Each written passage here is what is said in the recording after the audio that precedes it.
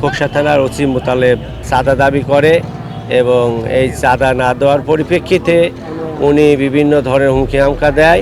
আমার ভাইস্তে বর্ষণের কাছে 1 লক্ষ টাকা চাঁদা দাবি করছে এবং বিভিন্ন লোকের কাছ থেকে চাঁদা তুলতে বলছে, যেন তাকে প্রতি মাসে একটা বেনিফিট দেওয়া হয়, প্রতি মাসে 1 লাখ টাকা করে।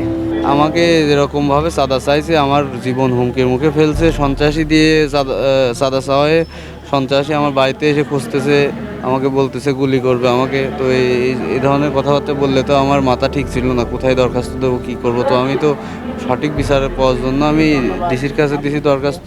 আমরা এখন হুমকিতে আছি, এখনও প্রাণনাশের আমাদের হুমকি দিয়েই যাচ্ছে। আমরা আসলে জীবনের ভয়ে পালায় পালায় থাকতেছি।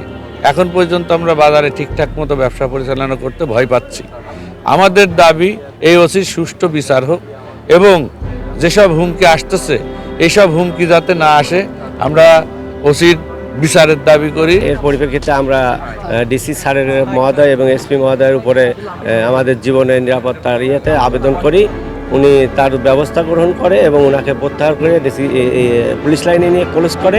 সিলভার টিপ কন্ট্যাক্টে তৈরি নিরাপদ ও নান্দনিক ক্লিক সুইচ নির্ভরতা জীবন জুড়ে।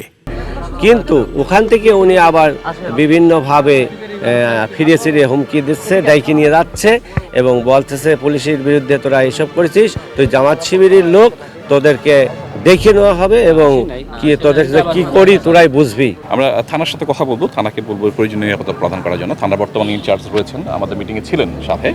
আমরা সেটা ব্যবস্থা নেওয়ার জন্য তাকে জানাবো, চিঠির অনুলিপি তাকেও দেবো। এবং এটা আমার যে দায়িত্ব যে কেউ যে কোনো বিষয়ে স্মারকলিপি দিলে সেটা আমি জেলা প্রশাসক স্যারের মাধ্যমে সংশ্লিষ্ট মন্ত্রী পরিষদ বিভাগে বা সংশ্লিষ্ট দপ্তরে পাঠানো হয়, সেই ব্যবস্থা নেওয়া হবে। বিচার চাই